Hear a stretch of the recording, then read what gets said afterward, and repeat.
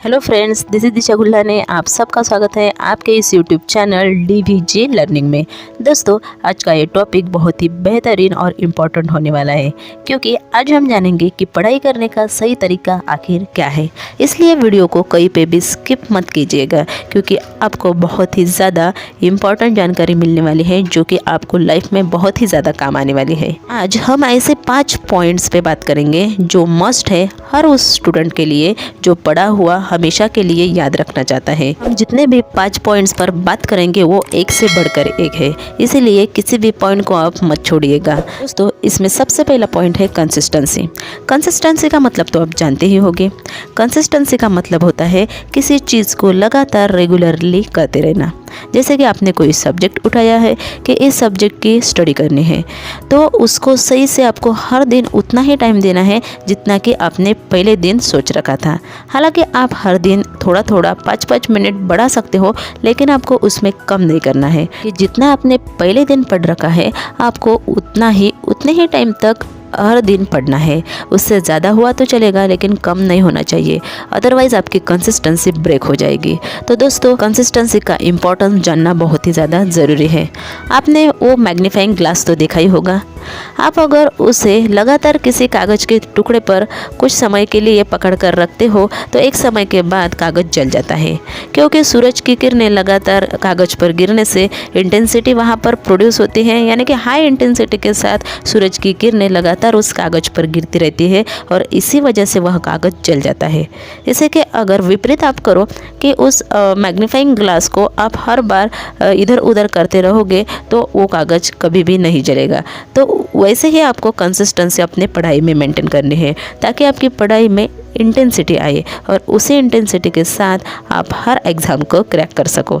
तो दोस्तों, आपको कंसिस्टेंसी का मतलब तो समझ में आ ही गया होगा कि आपको क्या करना है। जब आप लगातार रेगुलरली कोई चीज़ करते हो तो आपके ब्रेन में पैटर्न्स बन जाते हैं। जैसे कोई काम अगर आप डेली करते हो तो आपको उसके लिए फिर से सोचने की ज़रूरत नहीं पड़ती कि कैसे करना है। जैसे आप ब्रश करते हो तो डेली ब्रश करते हो, इसलिए आपका हाथ अपने आप उठ जाता है, यानी कि आपको सोचने की ज़रूरत नहीं पड़ती कि अब अगला स्टेप क्या होगा। वैसे ही अगर आप पढ़ाई के मामले में करो तो आपका ब्रेन पैटर्न बनाने लग जाएगा और आपको इससे बहुत ज़्यादा फायदा मिलेगा। पढ़ाई करने का दूसरा सबसे इम्पोर्टेंट पॉइंट है रीडिंग। जब आप कोई चैप्टर तैयार कर रहे हो, यानी कि पढ़ रहे हो, तो उसमें सबसे पहले आपको रीडिंग पे ध्यान देना होगा। आपने चैप्टर को पहली बार ऐसे पढ़ना है जैसे कि आपको कुछ समझना ही नहीं है। मतलब पहले बार आपको चैप्टर को सिर्फ पढ़ लेना है ऊपर ऊपर से।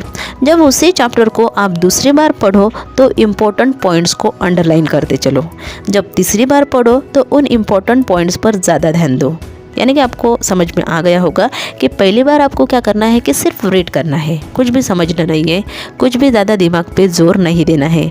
दूसरी बार जब आप उसी चैप्टर को पढ़ रहे हो तो जो इम्पोर्टेंट पॉइंट्स हैं, यानी कि जो महत्वपूर्ण आपको लगता है, उसको अंडरलाइन करो।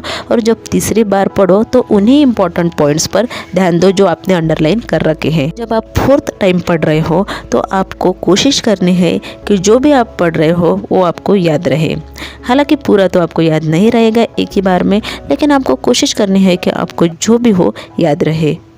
तो इससे आपको एक बात तो क्लियर हो ही गई होगी कि हर एक चैप्टर को आपको कम से कम 4 से 5 बार पढ़ना है। यानी कि जो भी चैप्टर हो या फिर जो भी किताब हो, उसको आपको 4 से 5 बार तो पढ़ना ही पढ़ना है कम से कम, और उससे ज़्यादा बार अगर पढ़ सको तो क्या ही कहना। तीसरा पॉइंट है राइटिंग।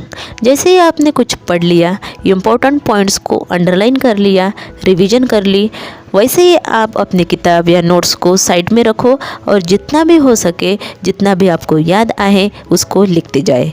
एक शोध के अनुसार जो लोग पढ़ने के बाद लिखते हैं उनको चीज़ें ज़्यादा अच्छे से समझ आती है और उनके माइंड में लंबे समय के लिए फिट हो जाती है। इसीलिए आपको पढ़ा हुआ लिखकर ज़रूर देखना है। हो सकता है कि पहले दिन आप अच्छा ना लिख पाओ, लेकिन धीरे धीरे यह आपकी आदत बन जाएगी और आपका माइंड प्रोग्रामिंग करना शुरू कर देगा और फिर अपने आप ही आप अच्छा लिख पाओगे, क्योंकि एग्ज़ाम में आखिर तो आपको लिखना ही है।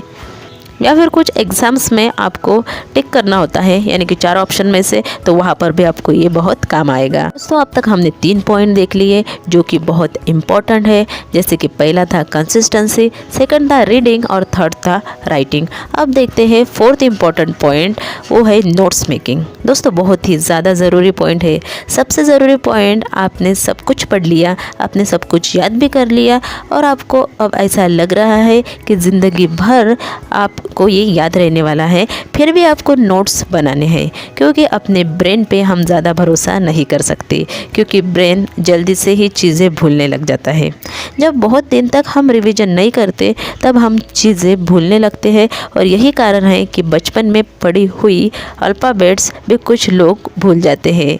मतलब बहुत बड़े बड़े पोजीशन पे होते हुए भी अगर उनको पूछी जाए तो वो लोग अल्फ़ाबेट्स भूल चुके होते हैं, सीरियल लाइन के अनुसार नहीं बता पाते। तो यही कारण होता है दोस्तों कि हम उसकी रिवीजन नहीं करते, क्योंकि उसकी ज़रूरत बाद में नहीं पड़ती। इसीलिए आपको रिवीजन करते रहने के लिए नोट्स बनाने की ज़रूरत है, क्योंकि किसी किताब को आप 3 बार पढ़ सकते हो, 4 बार पढ़ सकते हो, लेकिन आप बार बार जब भी आपको ज़रूरत पड़े या जब भी आप भूल जाओ तब आप पूरा किताब नहीं पढ़ सकते, क्योंकि उतना टाइम नहीं होता। इसीलिए आपको करना यह है कि छोटे छोटे नोट्स बनाने हैं, और नोट्स बनाने से आपकी रिवीजन ईजी हो जाती है। दोस्तों नोट्स बनाते टाइम आपको यह ध्यान रखना है कि नोट्स शॉर्ट हो, यानी कि छोटे छोटे पॉइंट्स में ही हो। ऐसा ना हो कि आप एक किताब पे नोट्स बना रहे हो और दूसरी किताब ही छप जाए, उससे कोई फ़ायदा नहीं होगा। आपको माइंड मैप के फॉर्मेट में ही नोट्स बनाने हैं। दोस्तों माइंड मैप का मतलब अगर आपको नहीं पता है तो आपको मैं बता देती हूँ कि पहले आपको कीवर्ड लिखना है, यानी कि बीच में आप कीवर्ड लिख लो। जैसे कि आपको पोल्यूशन पे नोट्स बनाने हैं तो आप बीच में लिखोगे पोल्यूशन वर्ड लिखोगे, उसको कोई राउंड या फिर स्क्वायर में डाल दो और उसके आजू बाजू में एरो करके आप उससे रिलेटेड पॉइंट्स लिखो। जैसे कि पोल्यूशन से रिलेटेड हो सकते हैं कॉजेस, इफ़ेक्ट्स, तो उसके हिसाब से आप कर सकते हो। आपको दोस्तों समझ में आ गया होगा कि माइंड मैप किसे कहते हैं। दोस्तों now the last but not the least point है रिवीजन।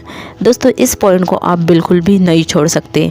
जैसे कि आपने सब कुछ कर लिया, जो भी 4 पॉइंट्स आपने कर लिए हैं उसको आपने अच्छे से इम्प्लीमेंट कर लिया, लेकिन अगर ये पॉइंट आपने छोड़ दिया तो आपकी सारी चीज़ें, सारी मेहनत बेकार चली जाएगी। आपको एग्जाम सेंटर पर कुछ भी याद नहीं रहेगा अगर आप रिवीजन नहीं करते हो। तो दोस्तों रिवीजन करते समय आपको कुछ खास बातों का ध्यान रखना है कि रिवीजन यानी कि किताब को फिर से उसी तरीके से पढ़ना नहीं होता जैसे आपने पहली बार पढ़ लिया है। रिवीजन का मतलब क्या होता है? तो रिवीजन का सिंपल सा मतलब है कि जो नोट्स आपने बनाए हैं जो कि शॉर्ट फॉर्मेट में है उनको पढ़ो, रिकॉल करने की कोशिश करो, याद करने की कोशिश करो क्या पढ़ा था और उसको लिखने की कोशिश करो। ये दोस्तों सबसे अच्छा तरीका होता है रिवीजन का।